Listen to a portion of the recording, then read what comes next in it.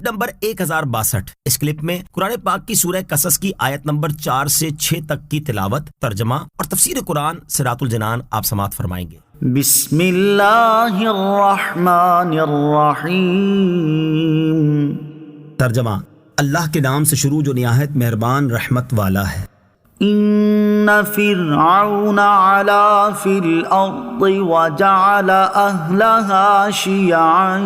یستضعف طائفة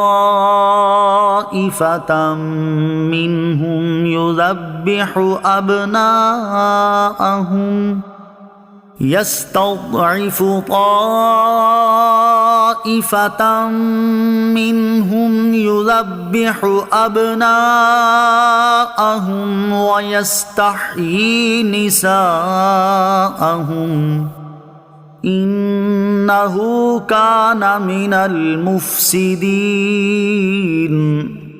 ترجمہ: بے شک فرعون نے زمین میں تکبر کیا تھا اور اس کے لوگوں کے مختلف گروہ بنا دیے تھے۔ ان میں ایک گروہ بنی اسرائیل کو کمزور کر رکھا تھا اور ان کے بیٹوں کو ذبح کرتا اور ان کی عورتوں کو زندہ رکھتا تھا۔ بے شک وہ فسادیوں میں سے تھا۔ ان فرعون علا فی الارض، بے شک فرعون نے زمین میں تکبر کیا تھا، یعنی مصر کی سرزمین میں فرعون کا غلبہ تھا اور وہ ظلم و تکبر میں انتہا کو پہنچ گیا تھا، حتیٰ کہ اس نے اپنی عبدیت اور بندہ ہونا بھی بھلا دیا تھا۔ فرعون نے مصر میں رہنے والے لوگوں کے مختلف گروہ بنا دیے تھے اور ان کے درمیان عداوت اور بغض ڈال دیا تاکہ وہ کسی ایک بات پر جمع نہ ہو سکیں، اور اس نے ان گروہوں میں سے بنی اسرائیل کو کمزور اور اپنا خادم بنا کر رکھا ہوا تھا۔ بنی اسرائیل کے ساتھ اس کا سلوک یہ تھا کہ وہ ان کے ہاں پیدا ہونے والے بیٹوں کو ذبح کر دیتا اور ان کی لڑکیوں کو خدمت گاری کے لیے زندہ چھوڑ دیتا تھا۔ بیٹوں کو ذبح کرنے کا سبب یہ تھا کہ کاہنوں نے اس سے یہ کہہ دیا تھا کہ بنی اسرائیل میں ایک بچہ پیدا ہوگا جو تیری بادشاہت کے زوال کا باعث ہوگا، اس لیے وہ ایسا کرتا تھا، اور یہ اس کی انتہائی حماقت تھی، کیونکہ اگر وہ اپنے خیال میں کاہنوں کو سچا سمجھتا تھا تو یہ بات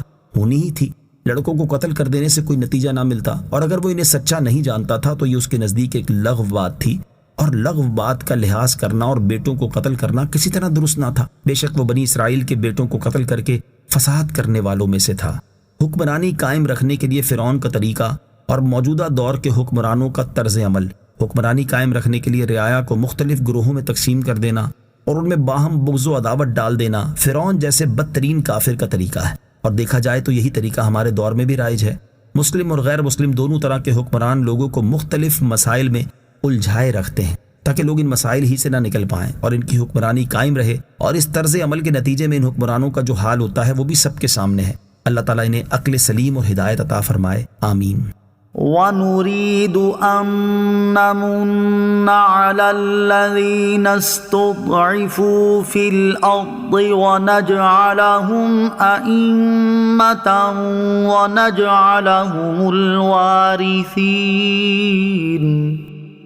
وَنُمَكِّنَ لَهُمْ فِي الْأَرْضِ وَنُرِيَ فِرْعَوْنَ وَهَامَانَ وَجُنُودَهُمَا مِنْهُمْ مَا كَانُوا يَحْذَرُونَ۔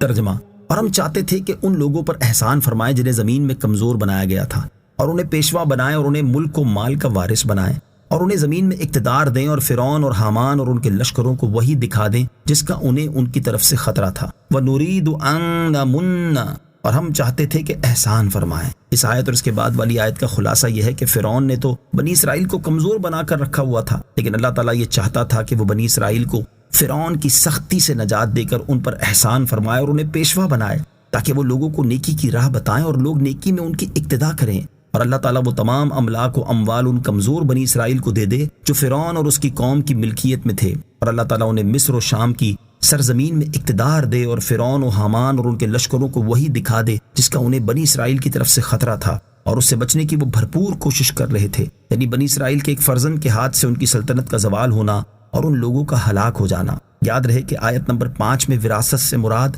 شرعی میراث نہیں، کیونکہ مومن کافر کا وارث نہیں ہوتا، بلکہ یہاں وراثت کے وسیع مفہوم میں سے ایک معنی مراد ہے، یعنی موت کے بعد اس کی سلطنت کا وارث ہو۔